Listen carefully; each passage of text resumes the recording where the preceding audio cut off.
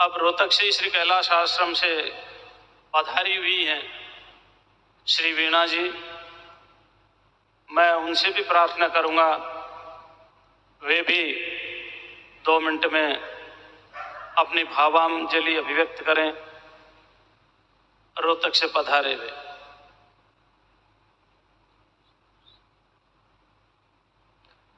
गुरुर्ब्रह्मा गुरुर्विष्णु गुरुर्देवो महेश्वरः गुरुः साक्षात् परं ब्रह्म तस्मै श्री गुरवे नमः।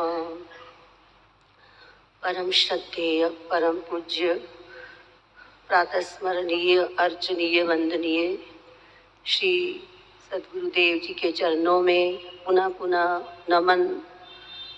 बुध मंगलमय संत समाजू जो जग जंगम तीर्थ राजू, चलता फिरता तीर्थ राज प्रयाग साधु संगम। सबके चरणों में हम सब का, विशेषकर रोहतक निवासियों का भी, क्योंकि सभी तो आ नहीं सकते, सबका पुनः पुनः कोटिशा नमन। महाराज श्री के गुणों का जितना बखान किया जाए कम है।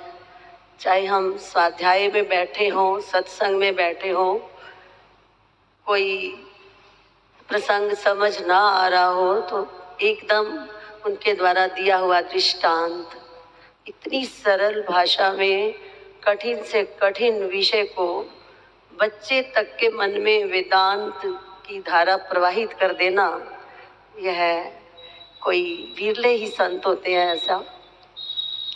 अद्वेष्टा सर्वभूतानां मैत्रः करुण एव च निर्ममो निरहंकारः समदुःख सुखक्षमी। दशम पीठाधीश्वर जी ने श्री गिरी माँ जी की छत्र छाया में रोहतक निवासियों को गीता भाष्य की शपथ दिलवाई।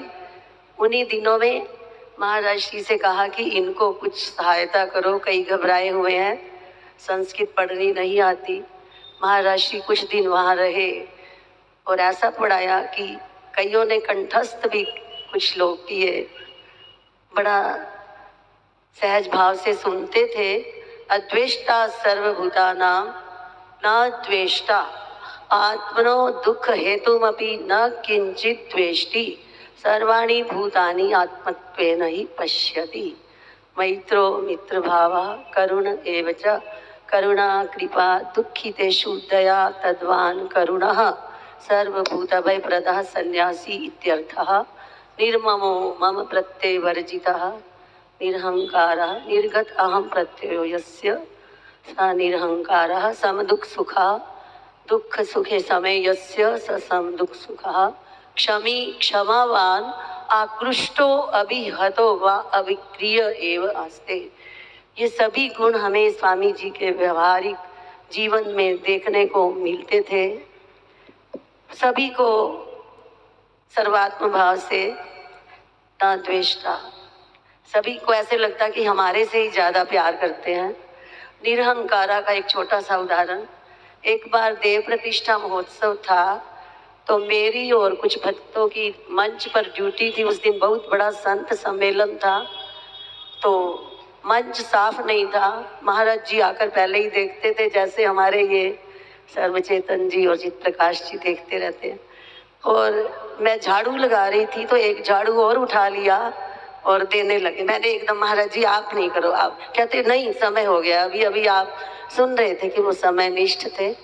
तो उनमें जरा भी अहंकार की भावना नहीं थी। तो ऐसे परम पूज्य परम श्रद्धेय श्री महाराज जी के चरणों में, सभी संतों के चरणों में, भक्तों के चरणों में हम सबका कोटिशा वंदन। बहुत सुंदर। और ऐसे संतों की सन्निधि में जो रह लेते हैं उनके पास अनुभव बहुत होता है और कहने के लिए दिल उमड़ पड़ता है। जैसे सागर में विक्षोभ पैदा होता है, ऐसे जब उनका नाम आता है तो हृदय में भी उनके लिए अभिव्यक्ति का विक्षोभ पैदा होता है। लेकिन माता जी, मेरी मर्यादा है समय की, आप सब क्षमा करेंगे